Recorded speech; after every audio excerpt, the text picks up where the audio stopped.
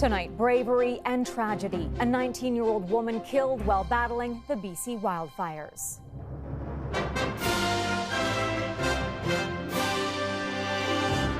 Grief and gratitude for Devin Gale. It's hard to think of a more dramatic example of sacrifice. Dangerous work during a record fire season. That speaks to her character, her courage. A New York architect arrested for an infamous serial killing. He looks like your average Joe. The clues that may have cracked a cold case on Long Island. Plus, out of the studio and onto the picket lines. On strike, shut it down! An epic Hollywood showdown with consequences for Canadians. Any new roles that would come up are no longer there for us.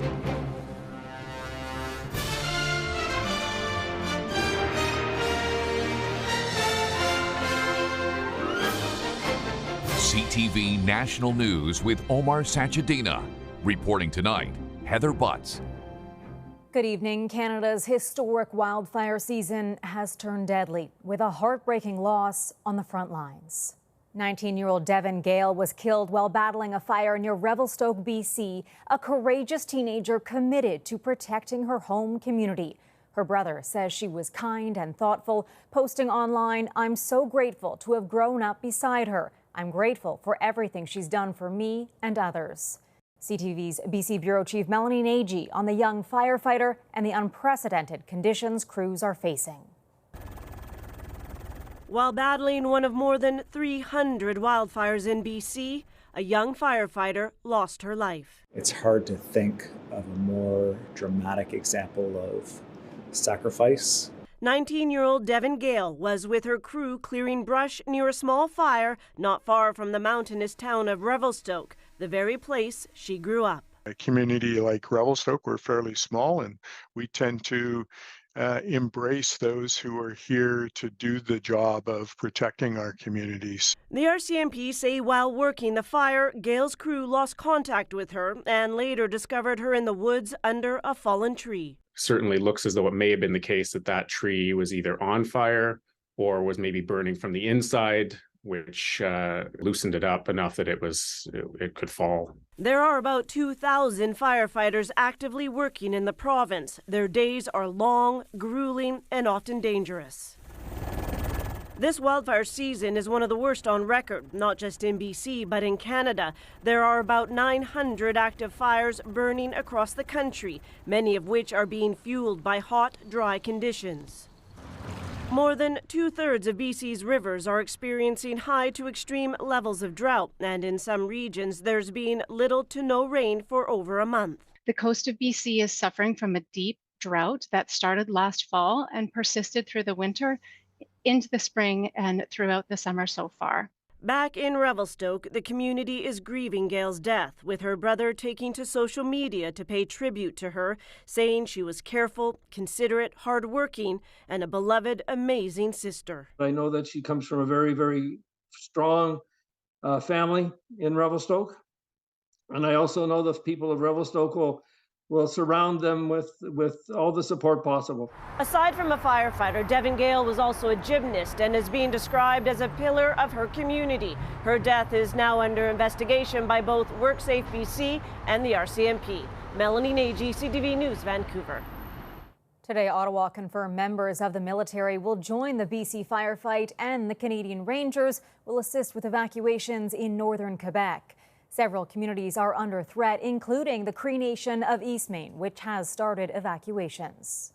For those of you that won't be able to leave the community today, rest assured that you guys are not forgotten. You guys are just have to wait maybe an extra night. More than 125 wildfires are burning across the province. A massive cleanup is underway in parts of Ontario and Quebec, where a powerful storm dumped record rainfall and spawned a series of destructive tornadoes. CTV's Quebec Bureau Chief Jean-Pierre Beauchemin now on the extreme weather and the fallout. Doorbell camera images offer a glimpse of the power of the tornado that swooped down on Barhaven outside Ottawa. And they bear witness to a frightening close call. That's a tree narrowly crashing down on a pedestrian. Missed it by maybe a foot. There were other near misses too that could have cost lives. The carport was still up when I went in the house, but when I come out after about a minute later, the carport was down. The few seconds of chaos damaged at least 125 homes. They also scattered debris, including the neighbors' belongings, meters away. The ferocious weather system also spun at least one other tornado in Mirabel, north of Montreal. But along its path, it also dumped a massive amount of rain.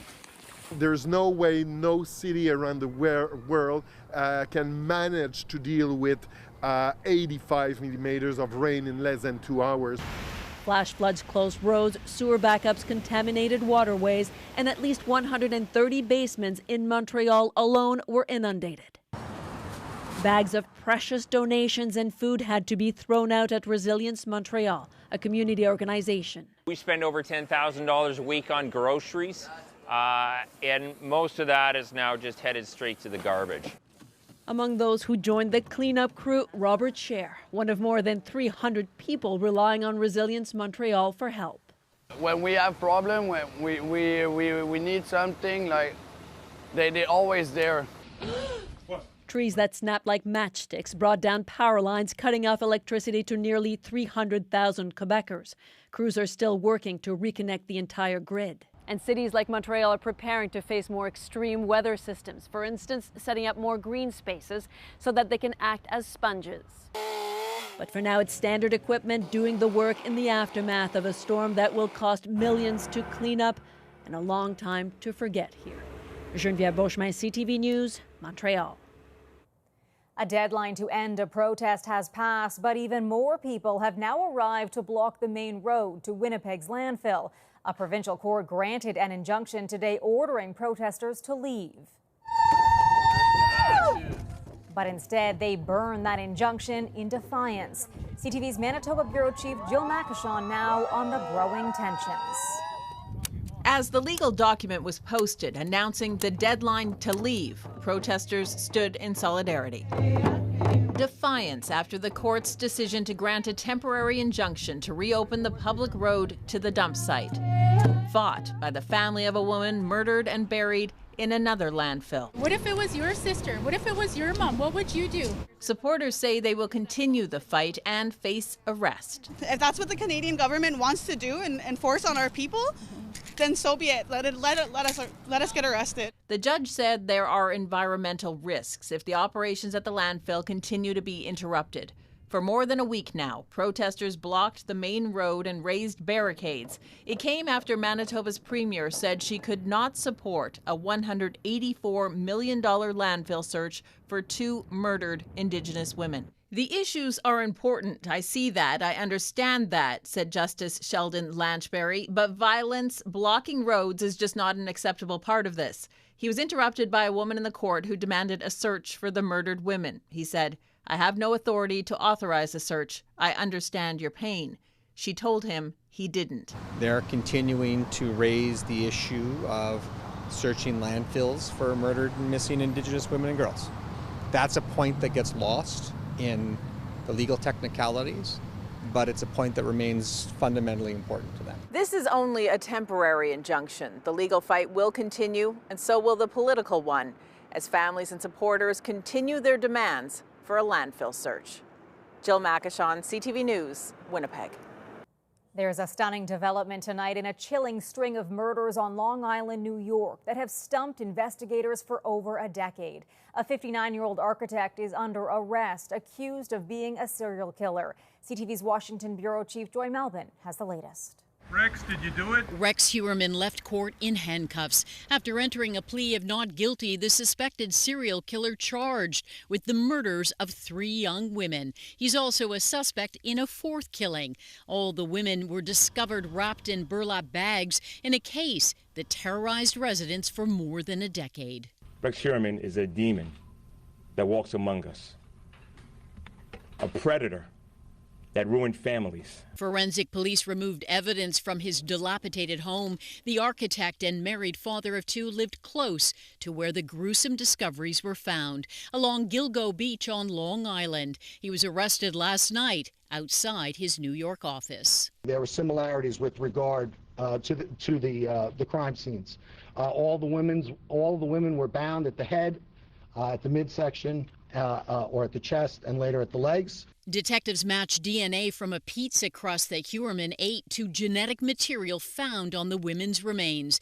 The case unsolved until now by a new police task force who say they connected Huerman to disposable burner cell phones used to arrange meetings with 3 of the 4 victims. But the investigation is far from over. We believe that there are multiple killers. By multiple, it can be anywhere than more than 1. Over the years, as many as 11 bodies were found, including a man and a toddler.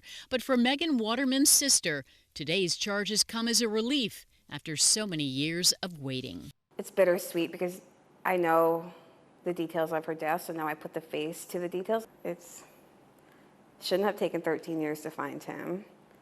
Police say they have evidence that the suspect conducted thousands of searches related to sex workers and torture-related pornography. Fearing that he might strike again, they moved in and made the arrest. Heather? Thanks, Joy. In some of America's biggest cities today, TV and movie stars joined their fellow actors on the picket lines. So we're in an old contract for a new type of business, and it's just not working. I just think it's a battle worth fighting. This was the first full day of the actors' walkout, joining the writers in Hollywood's biggest labor fight in decades. And caught in the middle are productions filmed in Canada. CTV's Beth McDonnell has that story. Do you want me to bring them here after they unload? Toronto area-based actor Michael Chan says jobs in Canada have already been dwindling because of the writers' strike south of the border. With actors in the U.S. walking off set, it's another blow to Hollywood North. Any new roles that would come up are no longer there for us, so we have less opportunities to audition. I have auditioned a lot less. Chan supports the strikes because he believes actors and writers should be fairly compensated. He's one of 28,000 members of ACTRA, which represents Canadian performers in recorded media. It says 60% of productions come from outside Canada, and a sudden slowdown will hurt. We do it all, and to not have that work available to us because of companies in the U.S. who are unwilling to share in their windfall, it becomes an incredibly difficult situation. Residual payments, also known as royalties, and artificial intelligence protections are some of the big issues. Issues, if not worked out this summer, threaten the success of the Toronto International Film Festival. Because there won't be as many bold-faced names dotting along the red carpets or attending the events. So if the strike is still on at that point. While some local film studios are bracing for the worst. The people who make the lunch, who dress the sets, they're the first ones impacted by it. And then the longer it goes, then it reaches the post-production facilities who do color and sound, and then it reaches companies like mine that do visual effects. ACTRA says in Ontario in 2022, the industry generated $3.15 billion. ACTRA's collective agreement expires in the fall next year, where many of the same issues being fought in the U.S. will be on the negotiating table here. Beth McDonnell, CTV News, Toronto. Time for a break, but when we come back. My whole life just flashed before my eyes. An Ontario worker survives a frightening fall off the Ambassador Bridge. Plus, a new rallying cry for refugees forced to sleep on the streets.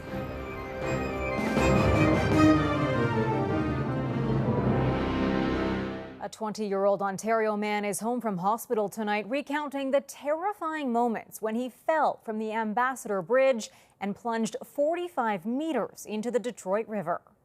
I remember falling, and I remember being in the water. On Wednesday, Spencer Baker was working on the bridge, which connects Windsor, Ontario to the U.S. when the fall happened. Detroit fire crews rescued Baker and took him to a waiting ambulance. I was just thinking that this is it, man. My life's over. I'm never going to get to see my daughter again. My fiance, my whole life just flashed before my eyes. I remember thinking that this is it, it's over. Baker suffered broken ribs, a fractured cheekbone, and a lacerated spleen. There was a desperate call today from frontline refugee organizations to resolve an unfolding crisis on the streets of Toronto. The city says its shelters are full and it's run out of federal funding. Toronto was given more than $200 million for emergency housing. With no solution in sight, dozens of asylum seekers who fled their homes now have nowhere to go. CTV's Adrian Gobriel reports. So you lay it down like this. Fleeing political persecution in Uganda, Sally Usman Najeev currently calls this piece of pavement home. This is my shelter. Yeah, this is my house now. For weeks, this has been the scene outside of a Toronto shelter. For the last 21 days, our brothers and sisters have been sleeping on the streets of Toronto. In May, Toronto said temporary federal funding received to help house refugees and asylum seekers had run out. As a result, those seeking shelter in the country's largest city are now being turned away, leading to passionate pleas today by refugee advocates. This is a federal issue because immigration is a federal responsibility. Refugee claimants has to be a federal responsibility. Other communities are also accusing Ottawa of leaving them on the financial hook. West of Toronto and Mississauga, asylum seekers set up a camp in a park. Our brothers and sisters that have been sleeping on the streets here are human beings, just as human as any of you that are here. We want to challenge you to refuse to keep ignoring what is going on. Toronto's new mayor says the city's shelters are full and over a third of their residents are refugees. She is calling on the federal government for $160 million more, though Canada's Minister of Public Safety declined to provide any specifics around additional funding today.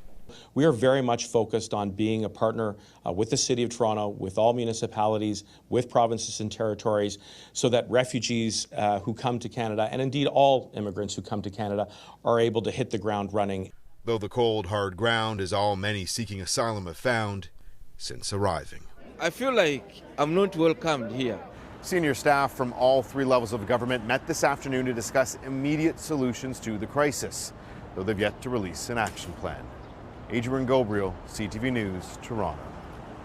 Still ahead, a soaring success, launching India's position as a major space power.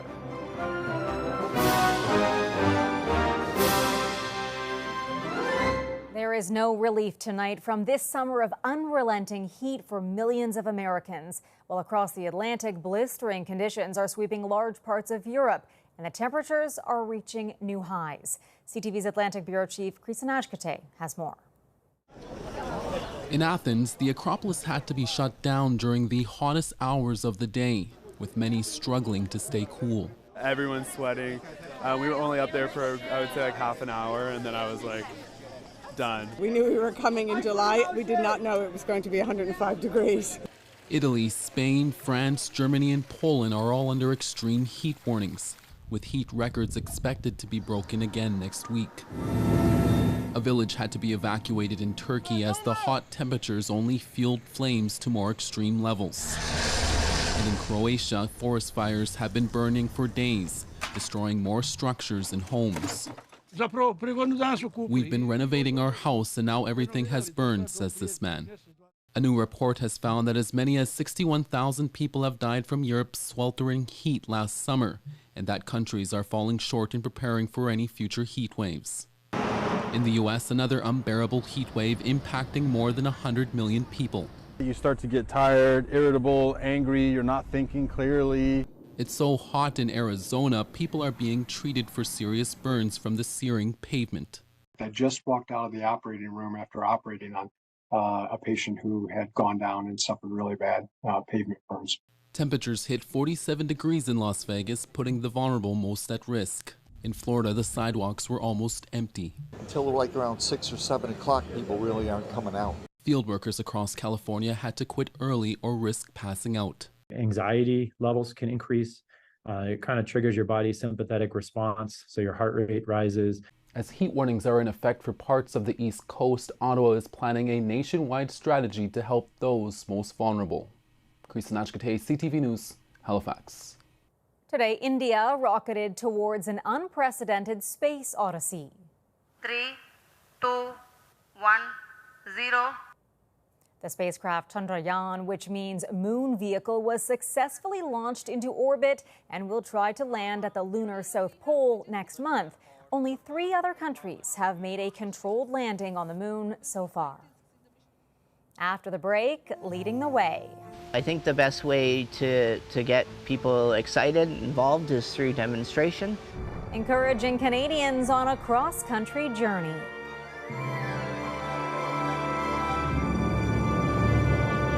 We leave you tonight with the inspirational story of Kevin Mills. More than a decade after a devastating accident, he's nearing a milestone on a grueling cycling trip across Canada.